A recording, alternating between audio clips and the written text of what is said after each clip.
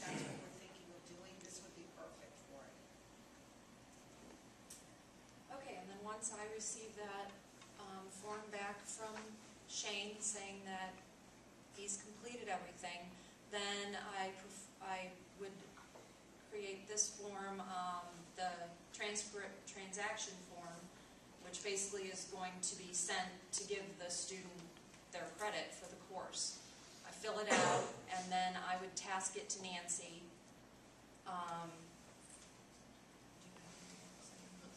And then she would go ahead and sign. I would get her signature. This is another one where we're hoping to get the electronic so we don't have to print it, have it signed, scan it, put it back on.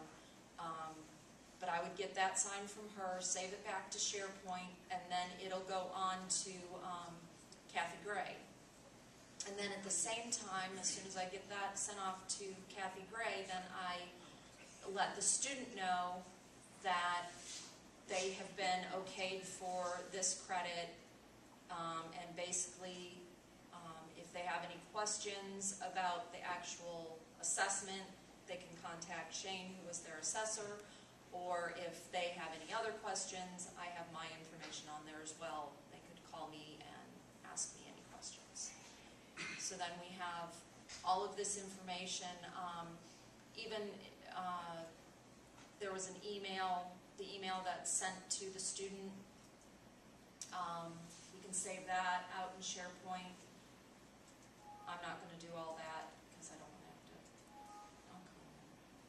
Yes, I'm sure.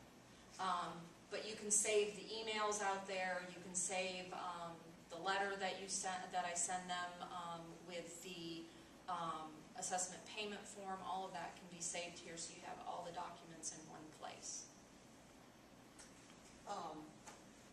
The hardest part, I've been using the college website for the portfolio since we require.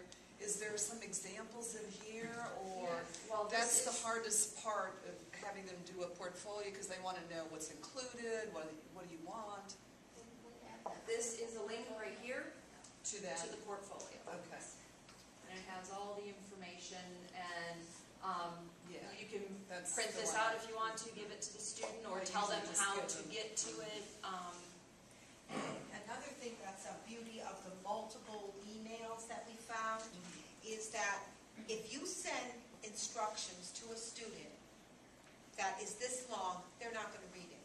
They'll read the first paragraph if you're lucky. They'll never go down and read it. So what's happened is we're finding that in these multiple emails, as we're going through these steps, we put the chunks in at that point. This is what you do next.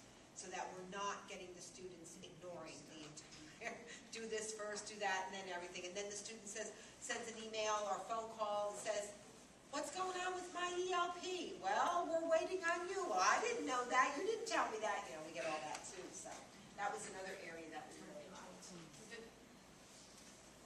And then when it's finished, then there's a decisions area down here, and so we can put in that the status is final, the ELP is closed because it's completed, and that just keeps track of what's going on. And once and you also have the PAR too that you do. And that, oh, I did forget that part, didn't I? I need to go back to the document. There we go. And then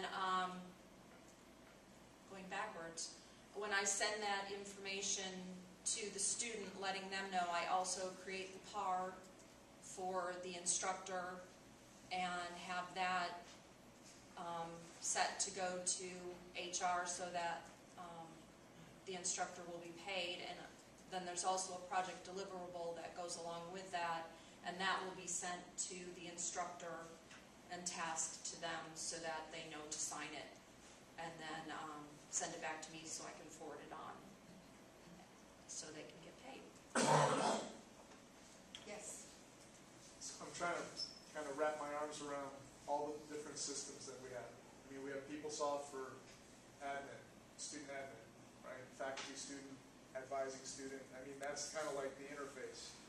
Then we have this for internal documents, but there's a little bit of overlap with student administration, potentially. And then we have a learning management system like Angel/Blackboard. So, I mean, and then we teach online. I mean, it's like all these hemispheres kind of like overlapping. Are we looking to like merge all these into SharePoint eventually so that we can track everything? I can kind of You answer can kind that. of speak to Yeah. the technical side of it all. Well, I actually spoke with Dr. Law about 3 months after I got hired, and he was absolutely sold on this SharePoint idea of bringing everything into SharePoint and integrating it into everything that we're doing. He agrees that, again, I don't want to put words in his mouth, but there's a lot of disconnect in terms of PeopleSoft, in terms of Angel, in terms of SharePoint, in terms of our file storage areas and databases and this, that, and the other. And I think his philosophy is very much, let's move to the SharePoint, let's move to these processes and let's integrate it into our existing systems. Sounds He's good. looking at that, but it's going to take time like anything else does. And the value of how much integration do you really want? I mean, the learning management system is the learning management system. It has different values and different functions that it does. Wherever the redundancy comes in, I think there's a place for this. But those systems, I mean, even our PeopleSoft system. I mean, the only thing that we can really input in the PeopleSoft system in our department is our schedule. Everything else we're dragging reports out of. So that's what we're working with that, you know. But So again, that's a little different. I'm sorry, to go back to that conversation I had with Dr. Law, is that we do have the ability to put layers over top of our existing subsystems and present them inside of SharePoint as well. And that would be really nice once we can get a front end. If we can get a front end going, then whatever data you are trying to capture that is important to your particular area of responsibility, that's when it becomes important to you on the front end of what you want to extract and the data you want to work with. You have a question? Yeah, I just want to let you know, going back to the electronic signature, there is a form that the college does currently use that uses electronic signature. That is the employee fee waiver reversal. Right. I filled one of those out because I dropped a class. It asked for my electronic signature, and then it automatically sent it to 3 people in HR. Yeah. And there are payables now too. The travel vouchers are doing that. The TARS are doing that where they have an electronic signature, but they still request me to put approved in it, even though I typed in my signature, because now they're saying, well, anybody can put the signature in there. I thought, then what's the value in it? But anyway, it's changing culture, it's changing people, and we have a ways to go. We're out of time. Yep. Any other questions? You know where we are. You know who we are. If you have any questions, you want to do anything, you want to do any of this work, and you need some help, just give us a holler. We'll be more than